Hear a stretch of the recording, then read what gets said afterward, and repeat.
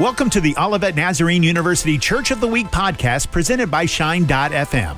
Here's your host, Megan Gruen, with the pastor of the Church of the Week.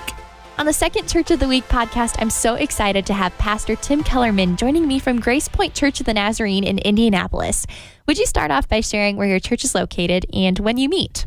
Well, we're on the corner of Raceway and 100 South, so we're sort of the dividing line between Marion County, which is Indianapolis, and Hendricks County.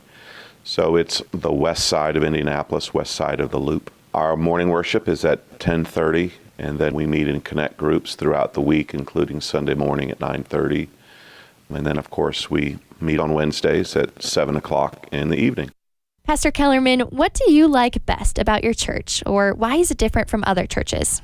We're a multi-generational church, which a lot of churches are, but we're also multicultural. So we have probably about 25 different countries represented in our church. Predominantly, we have a large Hispanic population, and then we have a large African population. And so our worship services are enthusiastic, and our opportunities to serve are sort of broader, maybe, than some churches. And one of the things that we do is we but live interpret our services into Spanish.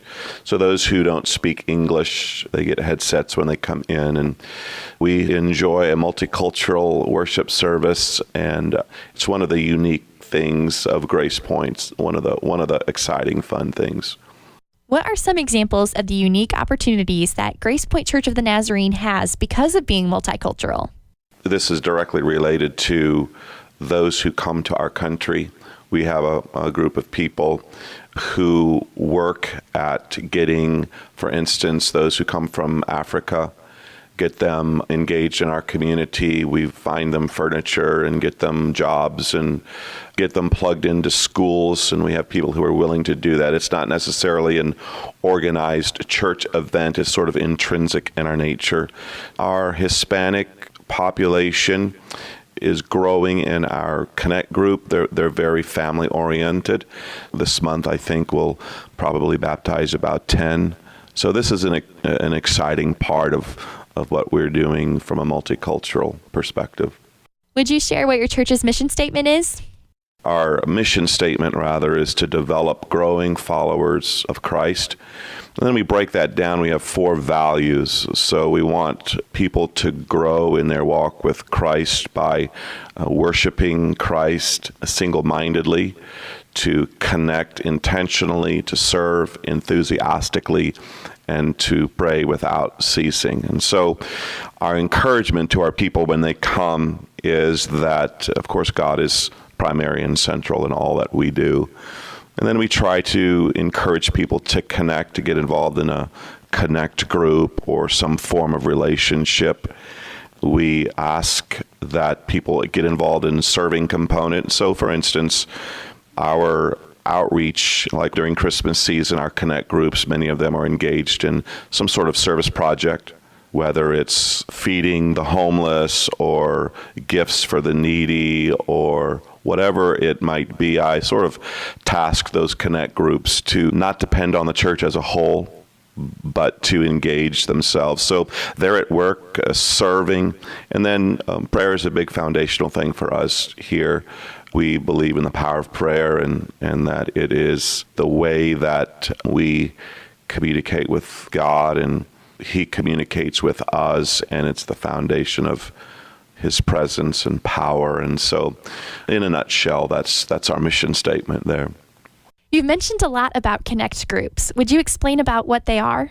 Essentially, small groups that meet throughout the week, and then on Sunday mornings. We have a young adult group, the millennial group, that meet every other Tuesday and have a Bible study, and then get involved in other fellowship and trips and whatever to engage those guys. And then we have young families, we have middle adults and senior adults, and then we've got a couple of groups that are intergenerational. And then our Hispanic groups meet. We have a couple of groups. And essentially, it's the way to get connected. You know, People come and go in churches all the time, and I have found that when people get engaged in a small group through the week and connect with other people within the congregation, they're less likely to slip away because relationships are big. What do you talk about in Connect groups? Our Connect groups are sermon-based, so when they gather, they sort of rehash the sermon that I've preached. You know, if it was not a good sermon, it's short, right? They work through it. We give them a list of questions, and they unpack that. And so that's sort of our curriculum, if you want to call it that. A few minutes ago, you stated your church's mission statement. How does Grace Pointe Church of the Nazarene live that out? We're trying our best to connect families with each other and connect husbands and wives for stronger marriages. I just believe that if marriages are strong, then families are strong and churches are strong. So that's very important. We have marriage retreats to build that up. So marriage and family is pretty strong. In January, our children's pastor is hosting a parenting conference at the end of January, and our hope is to help build parents' knowledge in raising children in a godly way in the culture in which we live. So we're family-oriented like that. We do have outreach components. For instance, our youth go into the downtown and they sponsor a Feeding the Homeless night. We have a small food pantry here that we help people with when there is a need. One of the things that we do during the Easter season is we partner with our parks program. They have what's called a sensory Easter, and it's an Easter egg hunt, I guess you could call it, for children with special needs. It's very unusual. I've never seen anything like it, but it's a large room and it's very quiet, not a lot of noise. And we conduct one-on-one egg hunts with these little kids who struggle socially, and we feed families breakfast. It is just such a joy because a lot of these parents, they say their kids can't handle the large, loud, busy Easter egg hunts. And so they're just thrilled, and we're thrilled to be a part of just a different way of doing something. And then we partner with our neighborhood school down the road, Bridgeport Elementary. We engage them. We provide a fall festival volunteer program for them. So these are just some of the things that we try to involve ourselves in, and hopefully we can add to that list down the road. As a graduate of Olivet Nazarene University, you've known Shine.fm for a long time. What value does Shine.fm bring to you and your church? I love to be listening to the radio and hear the words Olivet Nazarene University. So that's part of the component that I enjoy. Having music and inspiration from a place that I love and trust means a lot. With that, I can always recommend to anyone who's looking for a radio station to listen to Shine. I think for a lot of our people, as you know, there's lots of Christian radio options out there, and I am always proud to recommend Shine as not just a quality radio station that does things right and does things well, but the message is clear.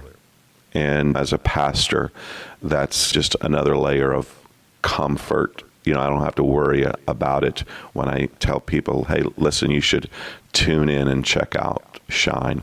So I just love Olivet and love Shine and recommend it every chance I can. Well, we are so glad to have Grace Pointe Church of the Nazarene as this week's Church of the Week. Is there anything else you'd like to add about how God has been working in and through your church? I think just this, that I've been here 5 years.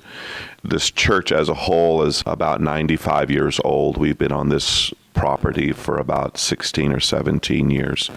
So we have a rich history, great pastors, great leaders that have gotten us to where we are today. And we have a heart and a desire to reach our community. We're definitely not the largest church in town, but we're just wanting to make a large impact on the neighborhoods surrounding us with the gospel of Christ. There are many different nationalities, so we're working to expand and to try to figure out how to lower the fear factor of people who aren't comfortable maybe of coming into a church, or increasing the trust factor. And so we're working at that and excited about that component of our church, and look forward to seeing what God can do there. We definitely look forward to seeing how God will continue to bless Grace Pointe Church of the Nazarene. Thank you, Pastor Kellerman, for joining me on the Church of the Week podcast. Thank you for listening to the Olivet Nazarene University Church of the Week podcast. For more content or to find more episodes, visit the Shine.fm podcast channel.